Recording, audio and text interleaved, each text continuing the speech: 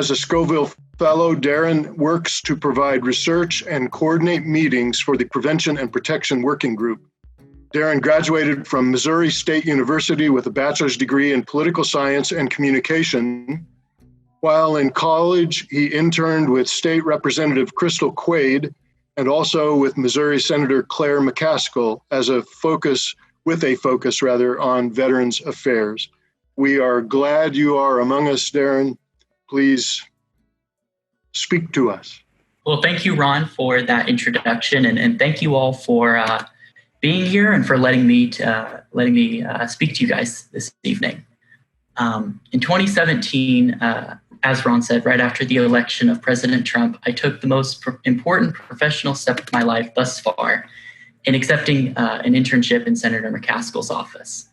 As her constituent services representative intern, bit of a mouthful, I had the opportunity to listen to the concerns of people from all over my community, from genuine concerns to the wildest sort of government is watching us through our teeth conspiracies. I promise you, I have heard it all. Most importantly, however, this job gave me the opportunity to work on behalf of constituents, my own neighbors, seeking help with government programs. In my office, as Ron said, we focus mainly on concerns regarding the VA.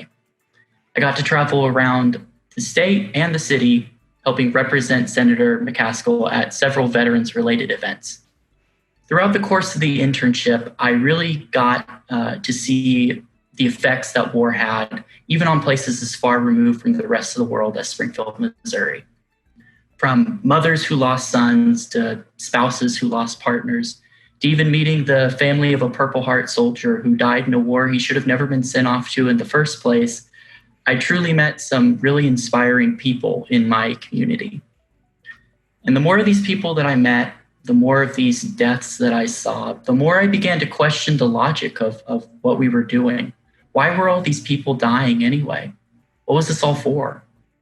These were the initial questions that led me to my studies in international affairs at Missouri State. And frankly, to be honest, I was horrified to learn how many American lives have been lost in needless wars in Iraq, Afghanistan, and elsewhere.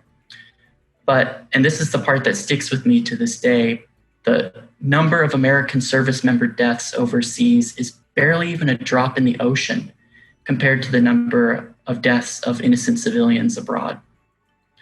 A recent study by Brown University found that since the 2001 US invasion of Afghanistan, more than 43,000 innocent civilians have died. That's not just a number, that's 43,000 innocent men, women, and children whose lives were so callously and carelessly ripped from them.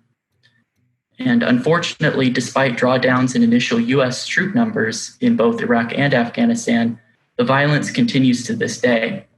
Just recently, in fact, on May 18th, insurgent fighters attacked a maternity ward in a hospital in Kabul, killing 24 people, among them newborn babies, nurses, and mothers.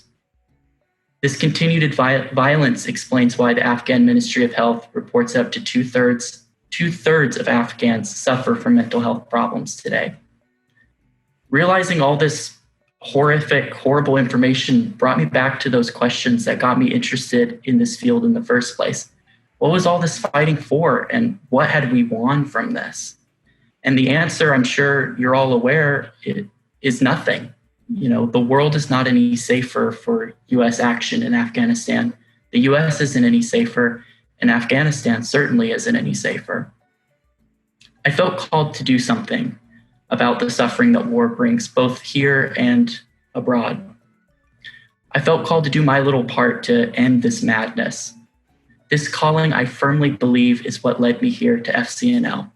The work that Quakers have done long before I was born certainly really spoke to me. In a political environment where transactionalism is valued more than morality, where scoring political points are more important than human lives, I was struck to see the way in which FCNL operates. That's from love, from the desire to seek justice, operating from principle and not convenience. From the moment I walked in FCNL's doors, I knew that this was the place I was meant to work. In light of recent events this year, from COVID-19 wreaking havoc on our local and national economies to the brutal murder of George Floyd at the hands of Minneapolis police officers, there's plenty to be outraged about, plenty to make you throw your hands up. I know I felt that way multiple times this year. But take it from me, someone from the middle of Missouri who has a passion for foreign affairs, if I can make a difference, you can too. Now is not the time to give up and go home. Now more than ever, your voice, your story, your advocacy is vital to making the change that we wish to see in the world and indeed in our own country.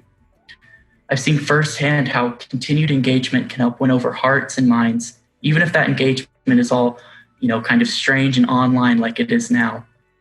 FCNL's constant and uncompromising pursuit for justice is a value that I hope to continue to hold for the rest of my life and the rest of my career long after this fellowship. Thank you all for the opportunity to address you today, and thank you so much for continuing to be in this struggle for a better world with me.